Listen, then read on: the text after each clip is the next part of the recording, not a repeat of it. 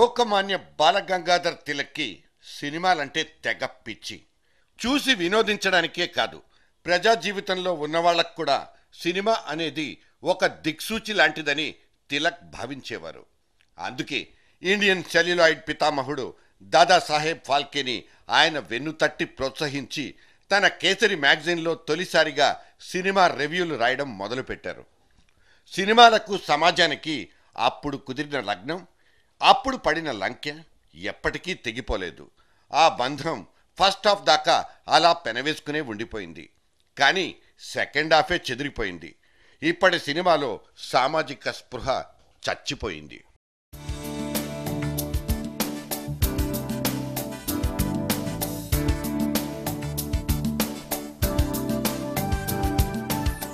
రాజా హరిశ్చంద్ర, శ్రీకృష్ణ జన్మ, కాళీయ మర్దన్ మూడింటికి మూడు అణిముత్యాలి, ఎప్పటికీ చెరిగిపోని జాతి రత్నాలు. 20th సెంచరీ మొదట్లో రిలీజ్ అయిన ఈ సినిమాలన్నీ పేరుకు పౌరాణికాలే అయినా అందులో ఇనుమడించిన పోరాట తత్వం, అదే ఫైటింగ్ స్పిరిట్, స్వాతంత్ర్యం కోసం జనకోటి సమరశంఖం పూరించేలా చేసింది.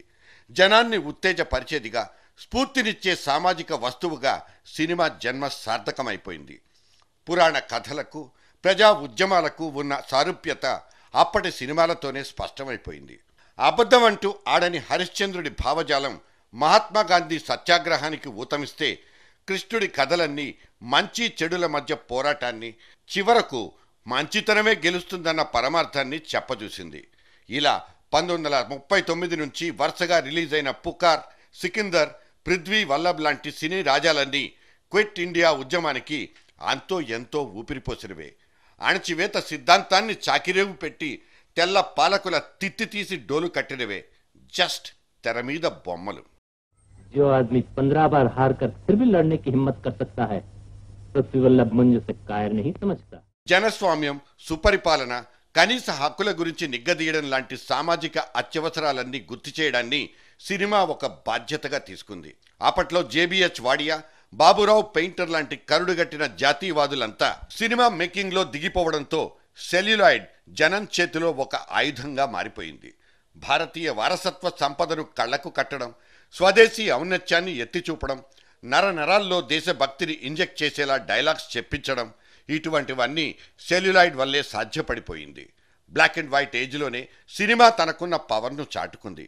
బ్రిటిష్ రూలింగ్ నుంచి జాతిని విడిపించడంలో నేను సైతం అనిపించుకుంది. That is Indian cinema.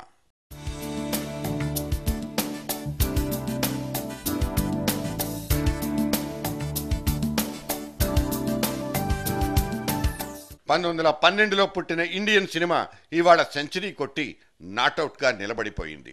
అందుకే 100 ఏళ్ల సినిమాకు వందనం సమర్పించుకోవాలన్నది జర్నలిస్ట్ డైరీ ఆకాంక్ష. ఈ 100 ఏళ్లలో సినిమా లోపల బయట మారిన రంగుల గురించే ఇవాల్టి జేడీ ప్రస్తావన. భారతీయ సినిమా శతాబ్ది ఎక్స్ప్రెస్లా దూసుకెళ్తోంది. ఇవాళిది ఏనుగంత సైజుకు ఎదిగిపోయింది. తనకున్న 24 ఫ్రేమ్స్లోనూ తన విస్తృతిని విపరీతంగా పెంచేసుకుంది. ఒక్క ముక్కలో చెప్పాలంటే ప్రపంచంలోనే అతిపెద్ద సినిమా ప్రొడ్యూసర్గా ఇండియా ఫిక్స్ అయిపోయింది. మొత్తం 16 భాషల్లో ఏటా 1000కి తగ్గకుండా సినిమాలు తయారైపోతుంటే, విశ్వవ్యాప్తంగా 90 దేశాల్లో స్క్రీనింగ్ అవుతుంటే మన వెండితెర నిండుగా వెలిగిపోతోంది. కోట్ల కొద్దీ మనస్సుల్ని రంజింపచేస్తూ, ప్రేక్షకుల జీవితాల మీద రంగుల్ని వెదజల్లుతూ రంగేళి ఆడేసుకుంటోంది.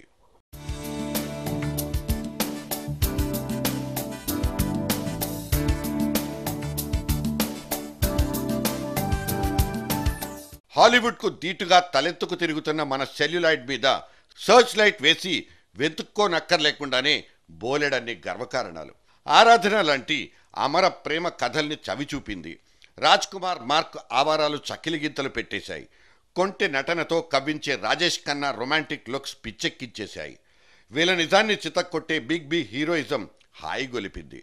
దక్షిణాది చిత్రసీమైతే కమల్ హాసన్ నటనా విశ్వరూపంలా, మన జనకమ్మ జోలపాటలా పిల్ల తెమ్మరలతో పలకరిస్తోంది. ప్రేక్షకుణ్ణి పులకరింపజేస్తోంది కూడా. తడబడు అడుగుల తప్పని తాళాన, తడిసిన పెదవుల రేగిన రాగాన, శృతి నిలయని ఒకటి చేసి తకిట తతిమి తందాన, హృదయ లయల జతుల గతుల తీ ఇక్కడ ట్రెండ్ సెట్టర్ మూవీస్కి అయితే అస్సలు కరువే లేదు. ఒక్కో మూవీ ఒక్కో మలుపుకి ఆస్కారం ఇచ్చేది. 25 సంవత్సరాలాడిన ఒక షోలే సినిమా విలువల్ని 4 గింతలు పెంచేసింది. ఇవాల్టికి కూడా షోలే మార్క్ రీసౌండ్స్ వినిపిస్తూనే ఉంటాయి. जो डर गया समझो मर गया. దిల్ వాలే దుల్హనియా లే జాయింగే అంటూ కుర్ర వేషంలో కిర్రెక్కించిన కింగ్ ఖాన్, కాజోల్తో అతను ఆడుకున్న ఒకానొక గేమ్ షో, ఆ తర్వాత వందల కొద్దీ పెళ్లి సందడి సినిమాల్ని పుట్టించేసింది. సంవత్సరాల తరబడి థియేటర్లను బతికించింది కూడా. देखा तो ये जाना सनम प्यार होता है दीवाना सनम तुझे देखा तो ये जाना सनम प्यार होता है दीवाना सनम. సినిమా బాగు కోరుకుని సినిమాను బాగా బతికించిన ఎన్నో లెజెండరీ పర్సనాలిటీలు కాలగమనంలో కలిసిపోయినా వాళ్ల తాలూకు జ్ఞాపకాలు మాత్రం ఎప్పటికీ చెరిగిపోవు. సినిమాతో సంబంధం కట్టుకుని నిండు జీవితాల్ని ఫణంగా పెట్టుకున్న కుందనపు బొమ్మల్ని చూసింది మన బాలీవుడ్. ప్యాకప్ చెప్పిన తర్వాత, మేకప్ తుడిచేసుకున్న తర్వాత కష్టాల కుంపట్లో రోజుల్ని గడిపిన నిర్మానుష్యమైన జీవితాలు. అక్కడ మధుబాల, ఇక్కడ సావిత్రి, రెండూ వసివాడిన వెడ్డి మొగ్గలే.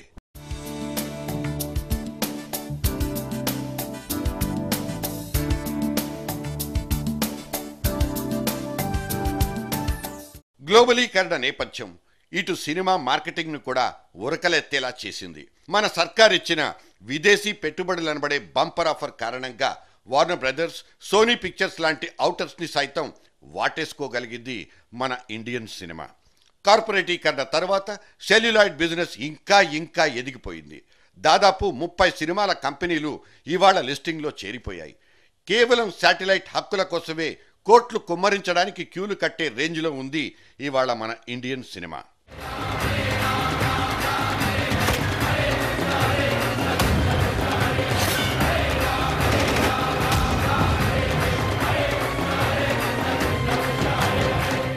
సత్యజిత్ రే, అదూర్ గోపాలకృష్ణన్, కాశీనాథుని విశ్వనాథ్, నిన్నటికి నిన్న ఈగ పేరుతో ఒక సూపర్ స్పెషాలిటీ తీసిన ఎస్ఎస్ రాజమౌళి దాకా మన ఇండియన్ సినిమా స్పృశించని ప్రావీణ్యత అంటూ లేనేలేదు.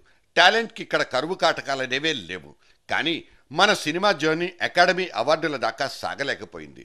దక్కిన ఆ 4-5 ఆస్కర్లు కూడా పరాధీనాలే కావడం, పరాయి వాళ్ళొచ్చి తీసిన భారతీయ సినిమాలకే ప్రపంచవ్యాప్త గుర్తింపు రావడం ఒక ఆలోచించాల్సిన అంశం.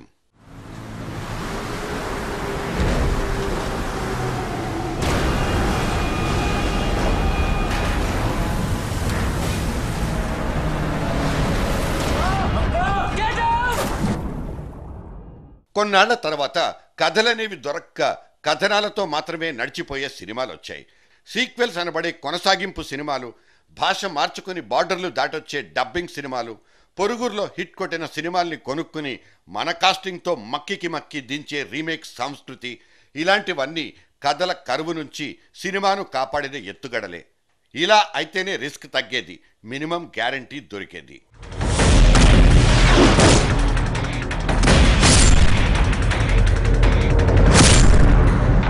अपन का फटका 440 का झट.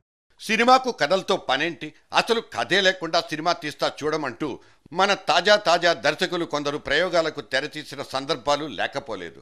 అవి హిట్టు కొట్టాయా లేక పట్టయ్యాయా అన్నది పక్కకు పెడితే యథార్థ సంఘటనల్ని, యథార్థ జీవితాల్ని కథలుగా మార్చుకుని తెరకెక్కించడం అనే కొత్త తరహా ట్రెండ్ కూడా సినిమాను సాగు చేసింది, చేవ పెంచింది, చదును పరిచింది కూడా. కానీ ఇందులోని పాత్రలు కేవలం కల్పితాలు, ఎవరిని ఉద్దేశించినవి కావంటూ ఒక్క సింగిల్ కార్డ్ని అడ్డంగా పెట్టేసుకుని కొన్ని వర్గాల్ని టార్గెట్ చేసుకుని సినిమాలు తీయడం అనేది ఒక తిరోగామి చర్యగా చెప్పుకోవాల్సిందే. రిలీజ్కు ముందే పబ్లిసిటీ కోసం జరిగే డ్రామాలు, సెన్సార్ బోర్డుతో గొడవలు, కోర్టు కేసులు, అరెస్టులు, ఐటీ దాడులు, ఇలా సినిమా రంగం మొత్తం మచ్చలతో నిండిపోవడం అనేది ఇంకో విస్తుగొలిపే అంశం. సినిమా ప్రొడక్షన్లో మాఫియా చొరబాటు, ఫ్యాక్షనిస్టుల చేతివాటం, పొలిటీషియన్ల బినామీలే హవా నడిపించడం లాంటివన్నీ వెండితెర భరించాల్సి వచ్చిన దురదృష్టాలు కూడా.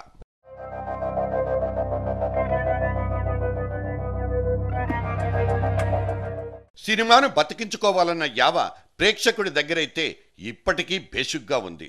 బహిరంగంగా పైరసీ అయిపోతున్నా ఒక్క డీవీడీలో 4 సినిమాలు అందుబాటులోకి వచ్చినా థియేటర్కి వెళ్ళి టిక్కెట్ కొనుక్కుని మరీ సినిమా చూసొచ్చే ప్రేక్షకులు ఇప్పటికే కాదు ఎప్పటికీ ఉంటారు.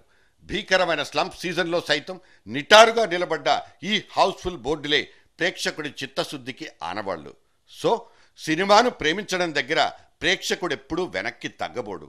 మరి ప్రేక్షకుడి కోసం సినిమా తీస్తున్న సేవ సంగతి ఏంటి? ఫ్రీడమ్ ఫైట్ టైమింగ్లో బ్లాక్ అండ్ వైట్ సినిమాల్లో కనిపించిన కన్సర్న్ ఇవాల్టి మల్టీప్లెక్స్ సీజన్లో ఆంగుళం అంతైనా కనిపిస్తోందా అన్నదే ప్రశ్న. సామాజిక చైతన్యం కోసం సినిమాలు తీయడం మానేసి సమాజంలో తేడాలు సృష్టించే సినిమాలే ఎక్కువగా రిలీజ్ అవ్వడం ఇవాల్టి ఇండియన్ సినిమాకు పట్టిన తెగులుగా చెప్పుకోవచ్చు.